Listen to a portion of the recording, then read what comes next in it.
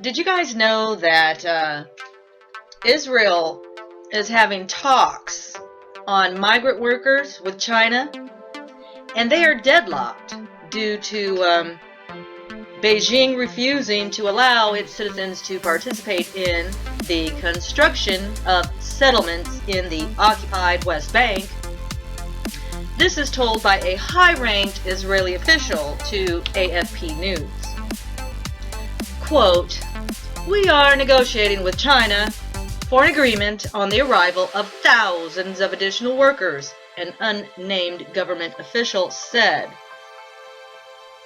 According to the source, there are several stumbling blocks to the talks at the moment, including the employment of these immigrants in settlements in Judea and Samaria, which is the West Bank.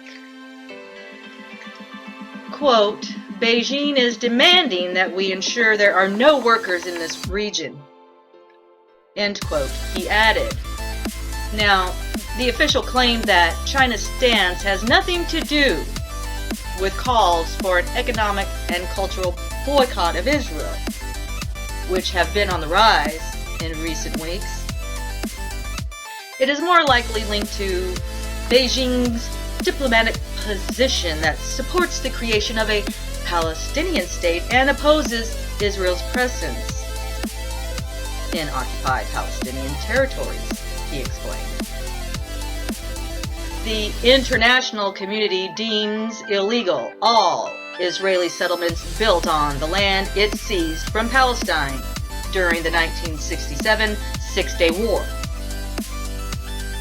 And Israel plans to attract thousands of migrant workers to speed up construction in the West Bank and elsewhere across the country.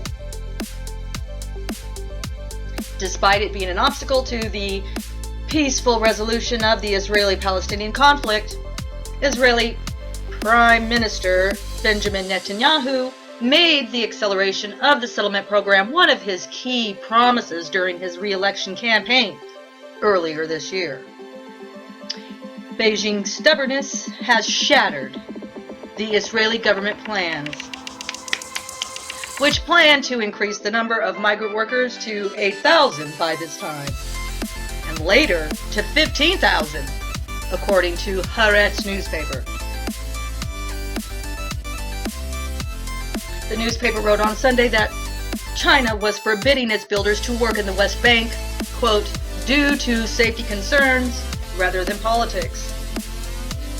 Beijing and Tel Aviv have been negotiating a new labor agreement for the last 18 months, as their previous deal, according to which the workers were hired directly by Israeli private companies through Chinese firms, led to numerous labor violations. Chinese builders were unlawfully forced to pay commissions of up to $30,000 for an Israeli visa, already being in debt to their employees before even beginning to work. Hotline for Refugees and Migrants NGO revealed. Now, under the current negotiated deal, it's the Israeli government that will be responsible for bringing foreigners into the country, Haaretz reported. Besides China, Israel has agreements with Bulgaria, Moldova, and Romania to supply construction workers, while Thailand and Sri Lanka provide the Jewish state with migrant farmhands.